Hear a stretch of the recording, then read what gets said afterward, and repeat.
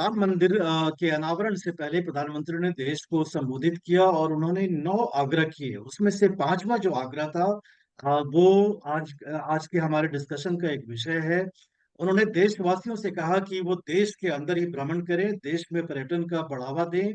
और हमारे साथ एक विशेष मेहमान है, स्वदेशी जागरण मंच के संयोजक अश्विनी महाजन जी, जिन्होंने एक आलेख में दावा किया कि देश के अंदर में अगर रिलीजियस टूरिज्म को ही बढ़ावा मिले तो देश की भागीदारी पर्यटन में काफी बढ़ सकती है। अश्विनी जी, आपका स्वागत है द रायसीना हिल्स के एक इस डिस्कशन कार्यक्रम में। अश्विनी जी, नमस्कार। आपका कहना है कि 20 लाख तकरीबन मंदिर हैं देश के अंदर में, और उनमें ही अगर देश के पर्यटक जाया करें तो पर्यटन में हमारी भागीदारी बढ़ सकती है। देखिए, कुल भारत में कुल अभी तक जो वर्तमान पर्यटन है उसका 60% रिलीजियस और टेम्पल टूरिज्म से होता है। तो स्वाभाविक है कि जब हमारे देश में रिलीजियस टूरिज्म बढ़ता है तो उसका असर ये होगा कि हमारे देश में ओवरऑल टूरिज्म उसी अनुपात में बढ़ेगा। अब हम देखते हैं कि कई कारणों से हमारे जो पूर्व में श्रद्धा के केंद्र रहे हैं वहां लोग तो बड़ी संख्या में जाते हैं, लेकिन यदि वहां पर सुविधाओं का निर्माण होता है तो उन सुविधाओं के साथ वहां जाने वालों की संख्या भी बढ़ती है। अब उदाहरण के तौर पर देखिए, तो एक जमाना था कि माँ वैष्णो देवी में लोगों की अपार श्रद्धा आदि काल से रही है, लेकिन जैसे जैसे वहां पर श्राइन बोर्ड बनने के बाद आपको ध्यान होगा कि अ, जम्मू कश्मीर के पूर्व गवर्नर जगमोहन जी के प्रयासों से वहां की बारीदार की जो प्रणाली थी उसको समाप्त किया गया और उसके साथ एक श्राइन बोर्ड का निर्माण हुआ। श्राइन बोर्ड के निर्माण के साथ वहां सुविधाएं बनी और आज आप देखते हैं कि लाखों की संख्या में श्रद्धालु वहां पर जाते हैं और अधिक सुविधाओं का निर्माण लगातार होने लगा है। उसी प्रकार से देश में अन्य स्थानों पर, चाहे वो महाकाल का मंदिर हो, चाहे वो अ, अन्य स्थान हो, आपको ध्यान होगा कि आजादी के बाद सोमनाथ के मंदिर का जीर्णोद्धार किया गया। इसी प्रकार से काशी में जिस तेजी से विकास हुआ है और वहाँ कॉरिडोर्स बने हैं, वहां पर भी लोगों की जाने वालों की संख्या बढ़ गई है। और इन सब, जैसे काशी में तो मैंने स्वयं अनुभव किया है कि मात्र 7-8 घंटे में हम काशी पहुंच सकते हैं। जो नई हमारी तीव्र गाड़ी चली है जो वर्तमान में, हाँ। उसी प्रकार से अयोध्या में भी उसी प्रकार उसी उसी गाड़ी को हमने आगे बढ़ाया है।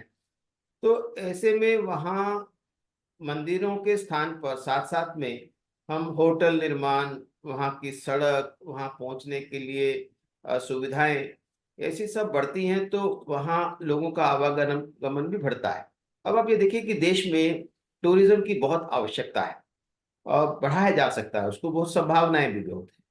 हम जानते हैं कि एक एक जमाना था कि जब टूरिज्म बहुत कम हुआ करता था, लेकिन अभी जिस प्रकार से मध्यम वर्ग का उदय हो रहा है, हम ये देख रहे हैं कि उस मध्यम वर्ग के उदय के साथ साथ उनके बीच में पर्यटन की जो संभावनाएं हैं वो भी बढ़ती जा रही हैं।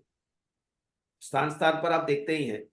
लेकिन यदि हम कंपैरिजन करते हैं दुनिया के दूसरे मुल्कों का, छोटे छोटे मुल्क हैं, अब आप ये देखिए, मैं कई बार हैरानी भी होती है कि सिंगापुर एक छोटा सा मुल्क है और वहाँ बहुत मशहूर है, वहाँ पर एक नाइट सफारी के नाम से वहाँ मात्र कुछ कोई 60-70-100 वहाँ जीव जंतु होंगे जिनको दिखाते हैं वो।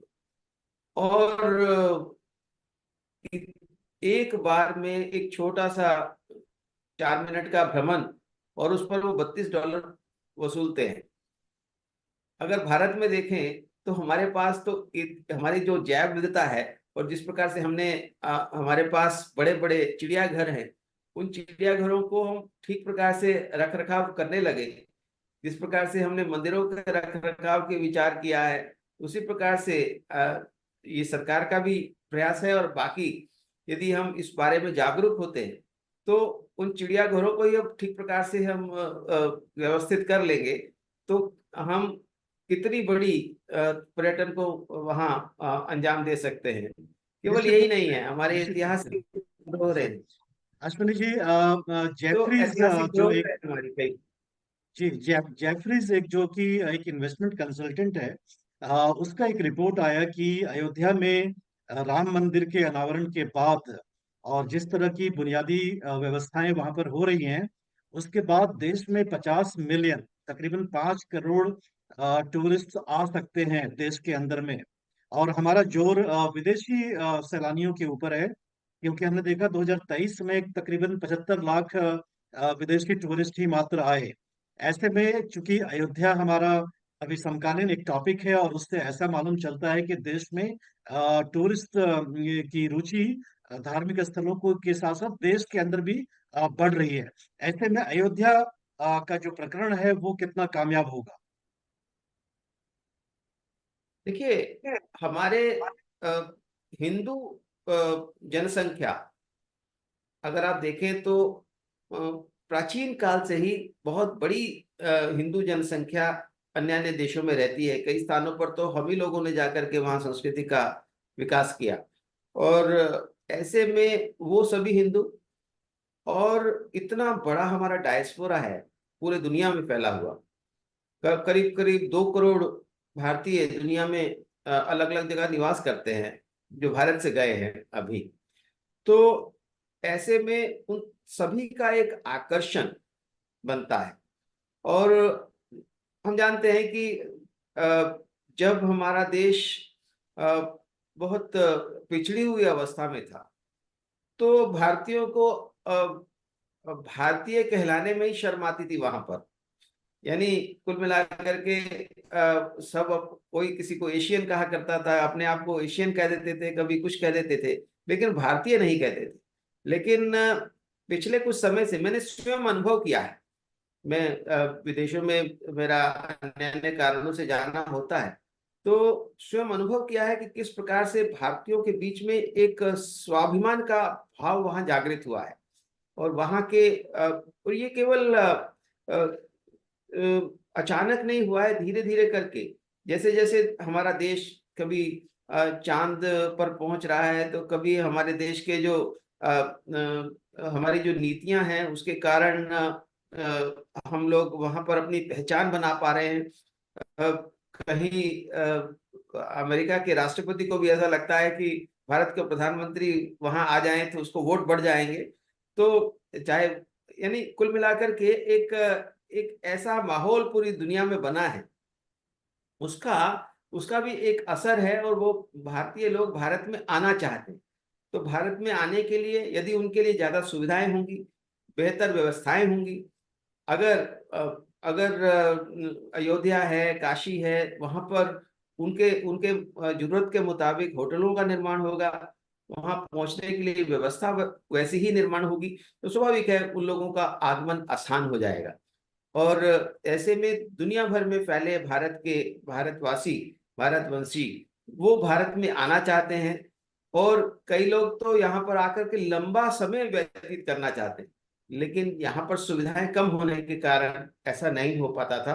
लेकिन जिस प्रकार से, चाहे वो वाटर टूरिज्म है, चाहे वो जैसे वाटर बॉडीज में अब हम एक जल मार्ग से एक टूरिज्म को निर्माण कर रहे हैं, जिस प्रकार से तेज गति से चलने वाली गाड़ियां आ गई हैं, जिस प्रकार से हमारे देश में हर छोटे छोटे शहर में धीरे धीरे करके अब एयरपोर्ट्स बन रहे हैं। 148 एयरपोर्ट अभी तक बन गए हैं पिछले 10 सालों में, करीब 74 से बढ़ते हुए।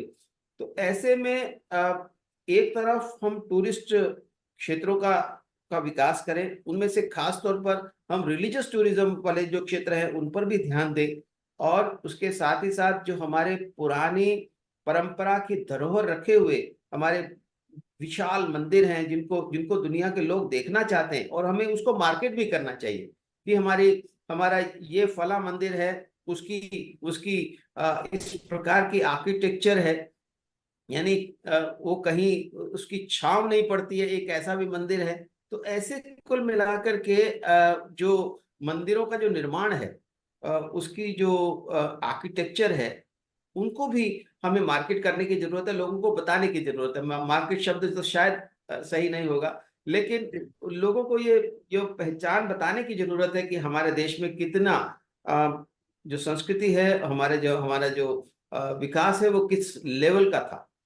निश्चित रूप से अश्विनी जी, अगर वैश्विक टूरिज्म बाजार की बात करें तो पूरा बाजार 1,000 करोड़ रुपए का है, 1,000 करोड़ डॉलर का है सालाना। और अगर हम देखें, अमेरिका नंबर 1 पर है और उसकी कमाई करीबन 100 बिलियन डॉलर से ज्यादा होती है, और चाइना चौथे स्थान पर है, 50 बिलियन डॉलर से अधिक कमाता है मात्र टूरिज्म से। और हमारी हिस्सेदारी महज 1.61% है, और हमारी कमाई मात्र 11 बिलियन डॉलर है। अगर हम तीसरी बड़ी अर्थव्यवस्था बनने जा रहे हैं, जो कि तकरीबन 2030 या उससे पहले हो जाएगा, तब हम टूरिज्म के मार्केट में तीसरी या चौथी स्थान पर कैसे पहुंच सकते हैं? क्या हम नॉर्थ ईस्ट या ऐसे जगहों का रास्ता हम खोल पाएंगे जहां विदेशी सैलानी अभी नहीं जाते हैं? देखिए, हमारे देश की जैव विविधता, हमारे देश की सांस्कृतिक विविधता, हमारे देश का जो इतिहास है, और उस अभी तक तो केवल हम मुगलों के इतिहास को ही एक हमारे देश की तरफ से बताया जाता है। लेकिन यदि हम इस इतिहास को और बृहद रूप से देखते हैं, हमारे हमारे ऐसे ऐतिहासिक पुरुष रहे हैं, ऐसे ऐतिहासिक विरासतें हैं जिनको जरूर बताने की जरूरत है। और उनके माध्यम से, जैसे दक्षिण के मंदिरों को अभी तक हम उस प्रकार से विश्व पटल पर नहीं ला पाए हैं जिस प्रकार से हम ला सकते हैं।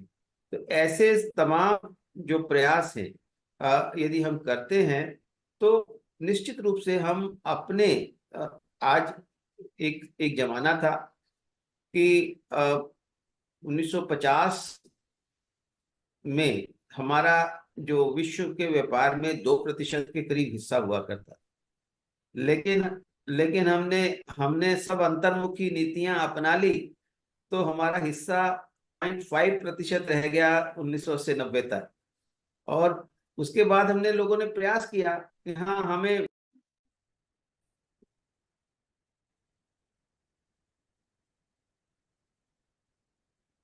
Yes, yes sir, please go. जिस प्रकार जिस प्रकार से सेवाओं का जीडीपी में हिस्सा बढ़ा है, उसमें टूरिज्म का हिस्सा भी उसी अनुपात में बढ़े, क्योंकि अभी तक तो सॉफ्टवेयर और बाकी तमाम प्रकार की दूसरी सेवाएं हैं, उनका उनका योगदान बढ़ा है। लेकिन टूरिज्म का हिस्सा बढ़ाने की जरूरत है, और पूरी दुनिया के लोग भारत में आना चाहते हैं, भारत की सांस्कृतिक विरासत को समझना चाहते हैं, देखना चाहते हैं। भारत में जो धार्मिक टूरिज्म है, उसकी अपार संभावनाएं हैं ही। और जो हमारे पुराने मंदिर हैं, खास तौर पर इस राम मंदिर का एक विशेष महत्व है। वो विशेष महत्व ये है कि पूरी दुनिया में एक इस समय एक इस्लामिक आतंकवाद, उसका भी बहुत बड़ी मात्रा में उदय हुआ है पूरी दुनिया में। और इस्लामिक अतिवाद के कारण, एक्सट्रीमिज्म के कारण, यूरोप के तमाम देश इस समय बहुत मुश्किल में आए हैं। वहां पर भी पूरे यूरोप में, भारत में इस राम मंदिर के निर्माण और आज जो प्राण प्रतिष्ठा का कार्यक्रम हुआ है, उसको लोग बहुत उत्सुकता से देख रहे हैं, क्योंकि ये अतिवाद समाप्त होना चाहिए। सभी पंथ समुदाय के लोगों को रहने के लिए अनुकूल वातावरण सब जगह उपलब्ध है, सब लोग अपना भले तरीके से रह सकते हैं, भारत में भी सब प्रकार की समानताएं हैं। लेकिन जो दुनिया भर में अतिवाद इस समय बढ़ा है, उससे लोगों में एक आशा की किरण भी बढ़ी है कि हाँ, कानून व्यवस्था की स्थापना भारत करने में सफल हुआ है। भारत की न्यायपालिका ने उस ऐतिहासिक जो अतिवाद के कारण ऐतिहासिक जो गलती हुई थी, उसको भी सुधारने का काम भारत ने किया है। ये भी एक आकर्षण का केंद्र बना है, और इसी के कारण भारत में जो हमारे सांस्कृतिक और धार्मिक धरोहरों को लोग देखना चाहेंगे, समझना चाहेंगे, और इससे भी हमारे टूरिज्म को बढ़ावा मिलेगा, ऐसा मैं मानता हूँ। बिल्कुल अश्विनी जी, आपने जो इशारा किया है वो निश्चित रूप से बहुत ही समसामयिक है, क्योंकि हम अगर देखें यूरोप के एक हिस्से में रूस और यूक्रेन में दूसरा साल है युद्ध का। और अगर हम मध्य पूर्व में देखें, मिडिल ईस्ट में, तो एक टेंशन का वातावरण वहां पर बना हुआ है और उसका दायरा फैलता ही जा रहा है। और ऐसे में भारत ही ऐसा लगता है जहाँ की शांति बरकरार है। तो ऐसे में अगर हम देखें एमवी विलास क्रूज जो रिवर का जो शुरू हुआ था, उसमें पहला जो शिप था, उसमें पूरे स्विट्जरलैंड के लोग उसको बुक किए हुए थे।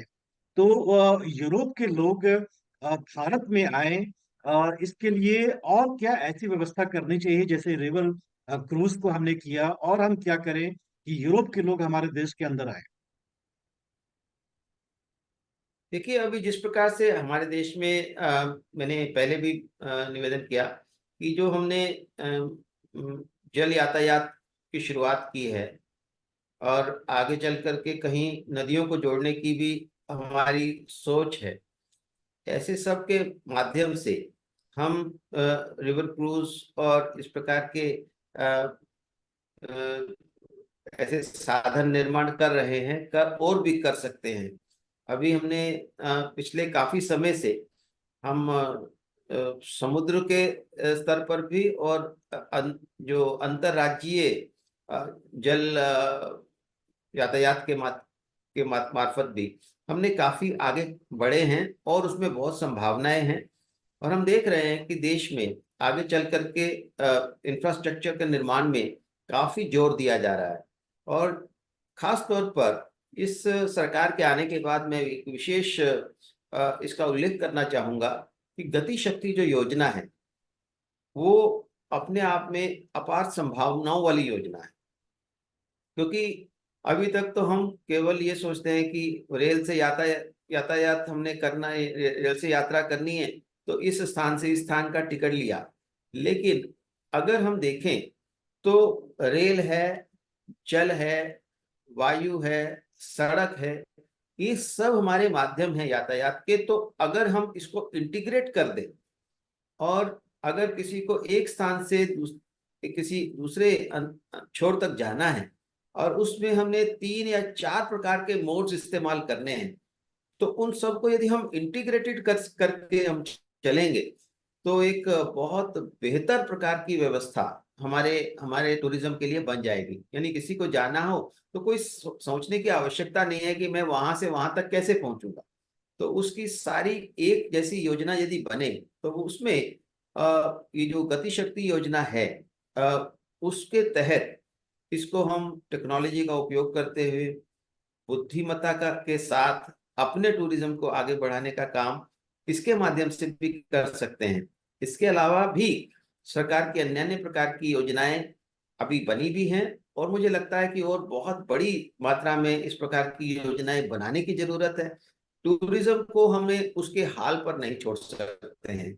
उसके लिए यदि हमें विदेशों से आकर्षित करना है सैलानियों को, तो ऐसे में हमें उनको तमाम प्रकार की सुविधाएं भी देनी होंगी। और तभी कोई बिजनेस आपने करना है, तो उस बिजनेस में आपको इन्वेस्टमेंट करना होगा।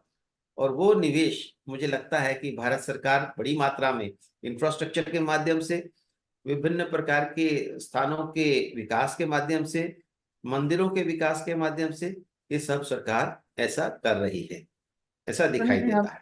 सुनील जी हमने देखा पिछले 2 वर्षों में कम से कम काफी जोरदार ढंग से आपका जो संगठन है उसने चीन के द्वारा जो डंप किए हुए सामान के विरोध में एक अवेयरनेस कैंपेन देश के अंदर में काफी बढ़ चढ़ करके सामने लाया। और इस दिवाली हमने उसका असर भी बाजारों में देखा उसका।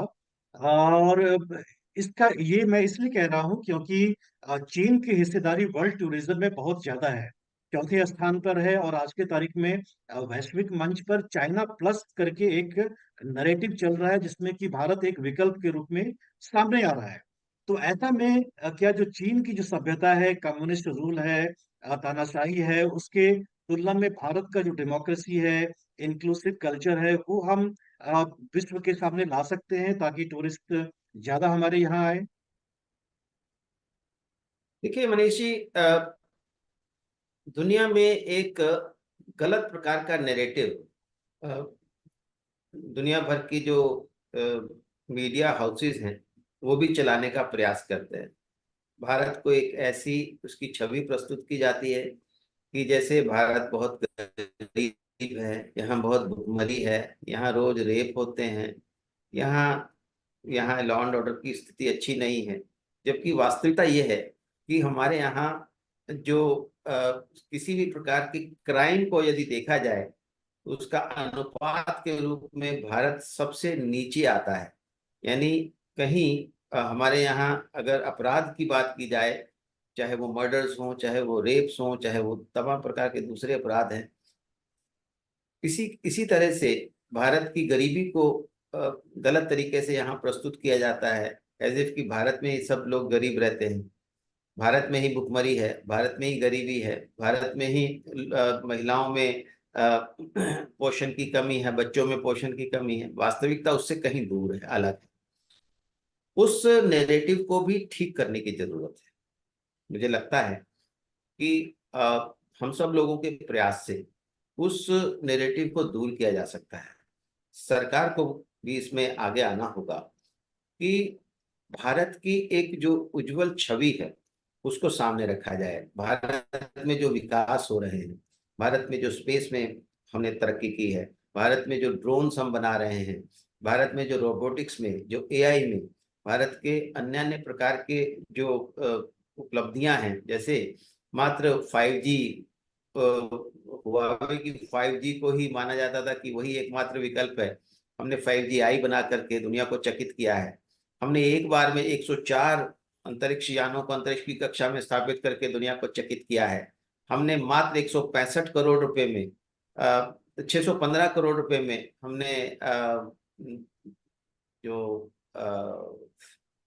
चांद पर चंद्रयान पहुंचने थ्री का कार्य चंद्रयान दुनिया थ्री को करके दिखाया है, जिसके लिए 165 अरब डॉलर अमेरिका ने खर्च किए थे। तो मेरा ये कहना है कि इन सब बातों को भी हमें दुनिया के समक्ष रखना होगा। और अब दुनिया को भी समझ आ रही है कि लोग जो झूठ फैलाते हैं भारत के बारे में, वो झूठ झूठी है। सच्चाई ये है कि भारत तरक्की कर रहा है। भारत अभी पांचवी अर्थव्यवस्था बना है।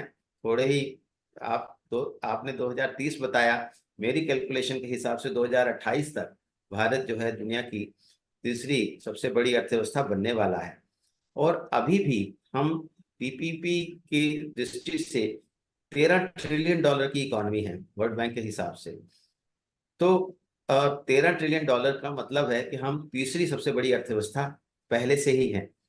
और उसी अनुपात में हमारे पास सुविधाएं और निर्माण हम कर रहे हैं।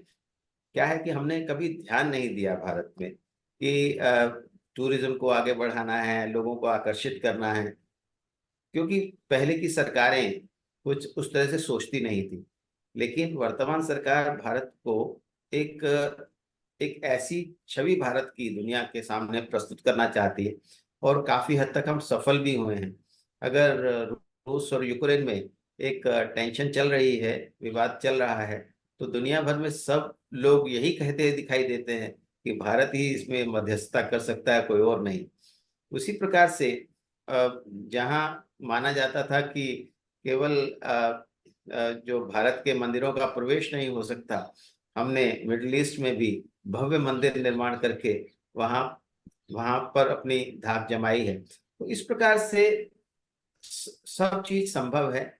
और दुनिया में लोगों को अपनी सही छवि हमारी प्रस्तुत करने की जरूरत है। भारतवंशियों का उसमें बहुत बड़ा योगदान हो सकता है भी। और धीरे धीरे करके हमें अपनी छवि को भी पहले से बेहतर वहां पर करके दिखाना होगा।